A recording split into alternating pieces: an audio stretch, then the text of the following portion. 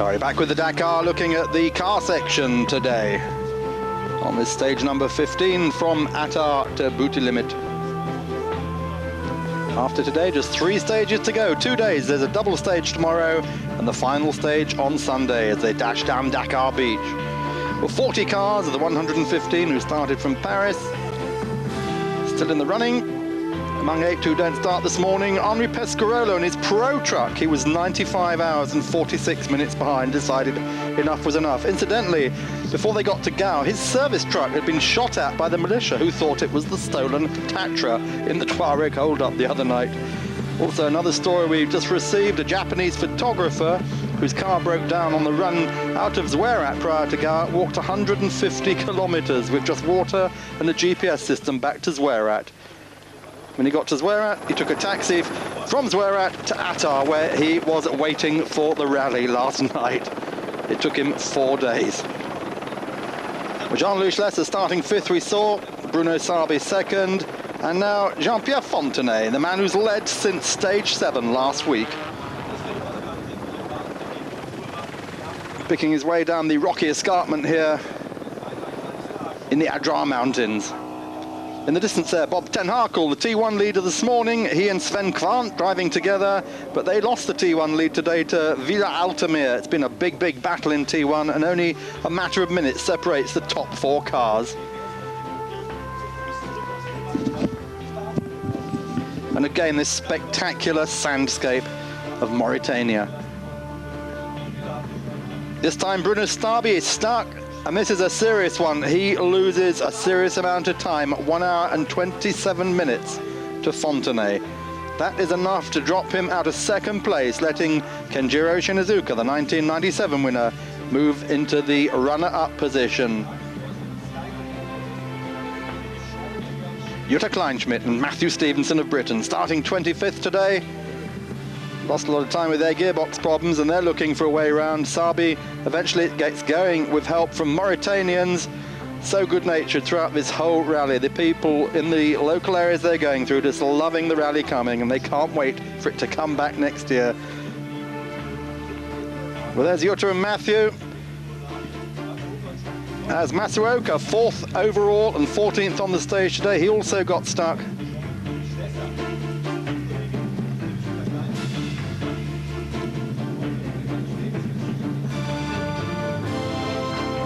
Many of them stuck, as you can see. Schlesser also, Bob Ten Harkel's car there as well. Sarbi now racing again, free of the sand, but he finishes 18th on the stage and loses that 2nd place. Once Jean-Louis Schlesser and Anne-Chantal Powell's got going again, we rode on board with them, passing the camel trains.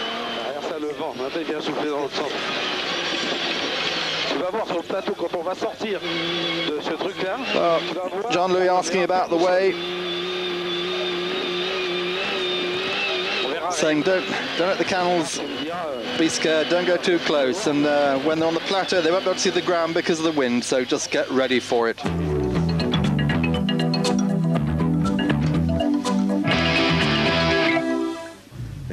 Well, not so much car coverage today because we had that problem with the helicopters being grounded in the sandstorms. Anyway, Fontenay telling us it was a real rally stage of navigation. I didn't do anything. He does everything, he said, pointing to his co-driver, Gilles Picard, former bike racer on the Dakar. The last 30 kilometers were okay. It was straight before. Then we had to slalom in between the dunes with the sand storm. It was difficult to find the tracks. It was navigation stage, but it was great. Well, Gilles Picard saying yes, it's a double victory really for us today. We won the stage because Jean-Pierre was really fast and good in the dunes. We had a soft stand and he was perfect. We didn't really get stuck. Just once to help Shinizuka because he was stuck, that's all, but we saw many others deep in the sand. And what about Jutta Kleinschmidt, who with Matthew Stevenson we saw stuck back there in the Adrar?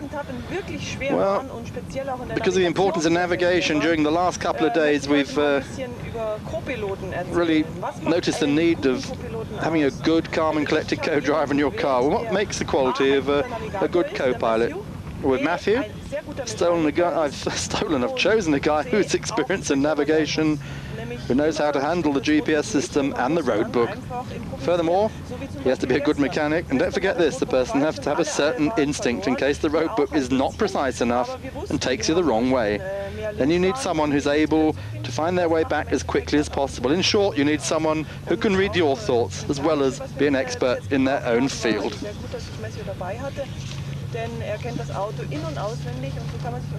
So Jutta still way down the order in 26, but still enjoying the rally, and she and Jean-Louis are going to make Dakar for sure.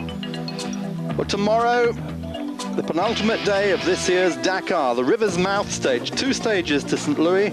As we look at today's results, Fontenay, Shinazuka, Schlesser, Alliot, Kleinschmidt and Hansio. So Jutta actually finishing 5th with Matthew on that stage. Good job there by the German-British crew.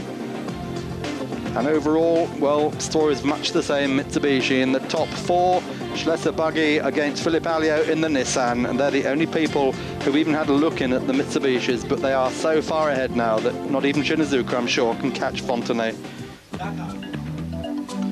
Well, there's confirmation of those stages tomorrow. 2 stages, as we said, to St. Louis. The first 166 kilometers on sand tracks to the first sight of the Atlantic since they arrived in Morocco. Then it's 147 kilometers down the beach to St. Louis. 1 overnight stop, and then they'll be in Dakar on Sunday. So will we on Eurosport. It's been a great day for us all with John Deacon. Well done.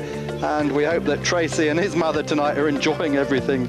So let's hope that John Deacon can pull it off again. You've been with me, Mark Cole. See you a little bit earlier, 9:30 tomorrow night.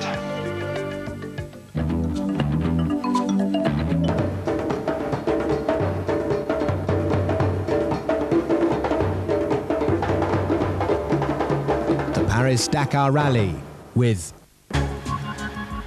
Euromaster, the European tyre specialist. And Mitsubishi Motors Corporation.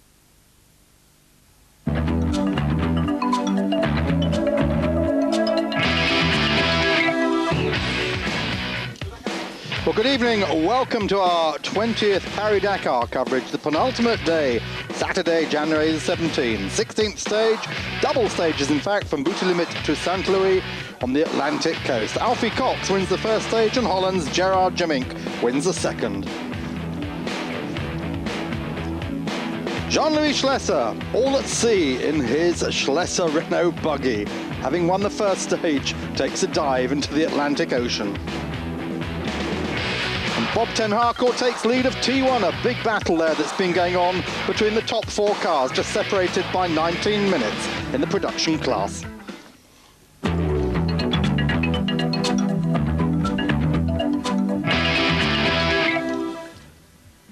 Well, first a look back at yesterday. Eric Bernard, France, KTM, out of the race with a broken KTM frame. Shortened by sandstorms this day. Bernard had been riding in 6th place, and this man, John Deacon of Britain, winner of the stage, 35 years old, from Saltash in Cornwall on his mother's birthday, becoming the first ever British rider to win a Dakar stage. He won it by 15 minutes from Stefan Peter Hansel. Peter Hansel still leading the rally, but John Deacon 8th overall. Oh, Bruno Savi among those stuck. He lost his 2nd place because of this incident in the Adra Mountains. Kenjiro Shinazuka took that place from him, and Fontenay won the stage to consolidate his lead of this 20th Dakar rally. Well, scenes from yesterday, this giant wadi country. Wadis, these dried up river valleys which flood in the rainy season. Flash floods which have caught many unwary travellers out, camped in the bottom of them, not realising what might be happening 25 miles up a river from them. This is one of the examples of a wadi. Jean-Louis Schlesser there at speed on the final part of the rally yesterday, 25-kilometre dash down to the coast.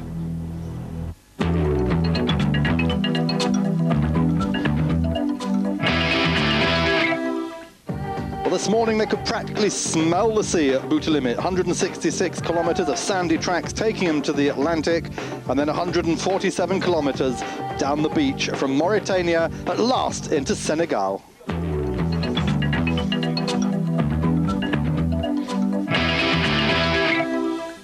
Well, it was an early start for everybody today, pre-dawn. 55 of the 172 bikers left, and John Deacon, Britain's hero, in 8th place overall, just behind German Dirk von Witzewitz.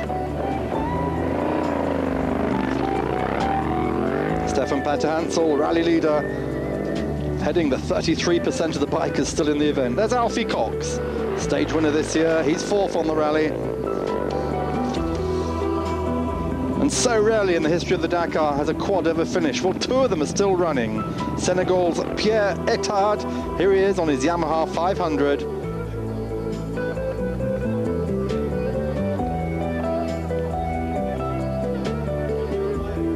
And Vickers van Deventer.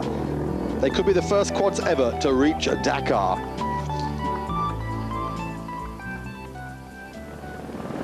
Well, Alfie Cox, the South African winner of the Roof of Africa rally several times, he wins his first stage on this year's Dakar. In fact, his first ever, because he, like Andy Hayden from Australia, is a rookie. Here, in fact, is Andy Hayden chasing Cox on the stage, going past him. Hayden third overall and second on this first special stage today.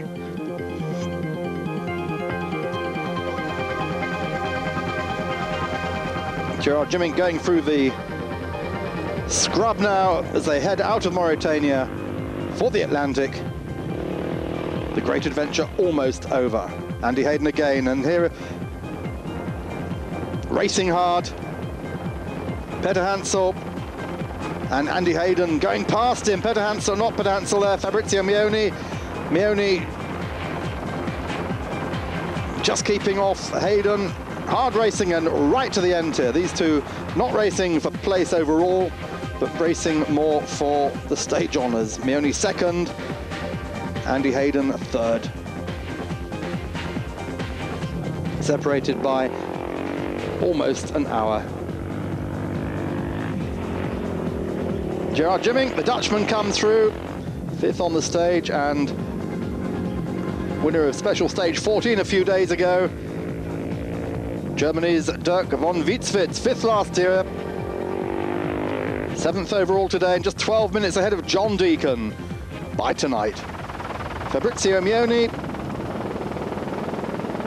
man in second place despite those problems he's had, and Stefan Petter-Hansel on the Yamaha, seventh on the first special stage today, but still leading the rally. Well, there it is at last, the Atlantic, the first time they have seen sea since January the 4th, when they made the crossing from Grenada to Morocco.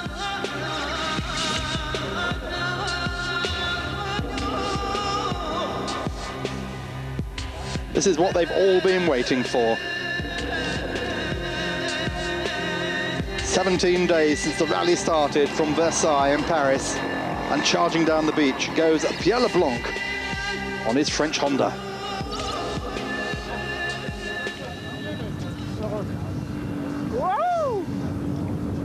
And then we pick up Leblanc.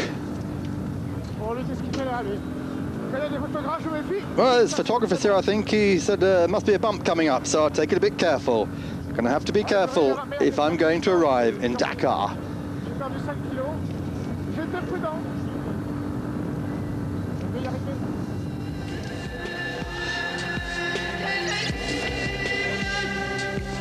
With Gerard Jimmink of Holland and Andy Hayden of Australia riding together on the beach. Jimmink wins the second special, the one down to St. Louis, and Hayden finishes second, respectively fifth and third overall. What a great event for Andy Hayden, Rookie of the Year, certainly. Hayden winning 2 stages on this event, and Jimmink likewise with his success today. Well, there's today's final time control, and tomorrow just another 18 kilometers of competitive special stage, so it's all over bar the shouting. Fabrizio Mioni, second on the event, and Stefan Petter-Hansel, first on the event, come in together to today's final time control. Italian and French, KTM and Yamaha. In fact, on today, KTM took the top 8 positions on the stages. Stefan Petter-Hansel taking it easy, perhaps a bit too easily. He fell at one stage, and here he got a bit lost on another part. Everyone was told, just keep the sea on your right, you shouldn't go far wrong. We're waiting for Peter Hansel, his wife Corinne, and his oldest son Nicholas, who was born in 1990, waiting for him at the finish. Hope everything's okay. It's 1 o'clock and we're still waiting for him to arrive here in St. Louis. We're a bit anxious because he's leading and it's not always easy. Well, he does make it, gives Nicholas a hug. This, incidentally, his 10th start, and it's looking like he's about to take his 6th win. What a record.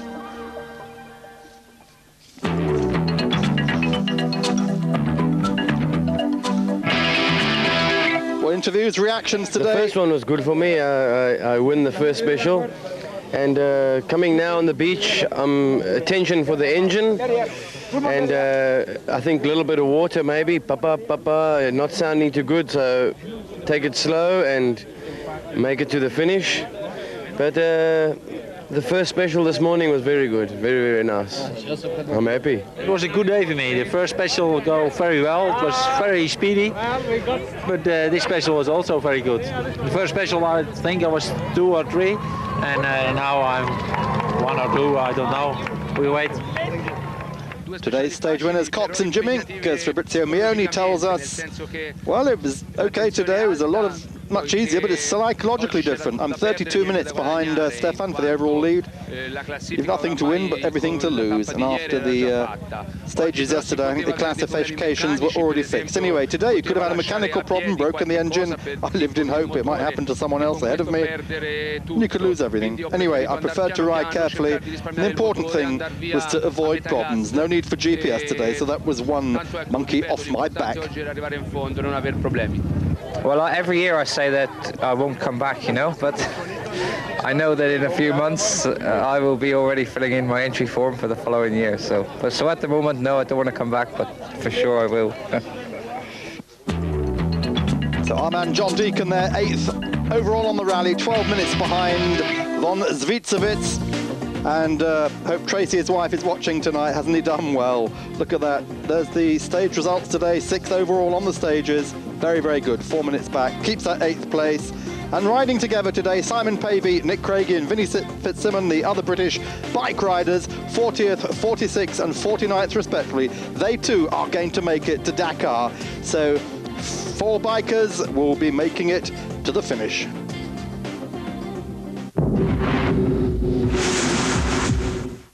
Je m'appelle Philippe. Je suis un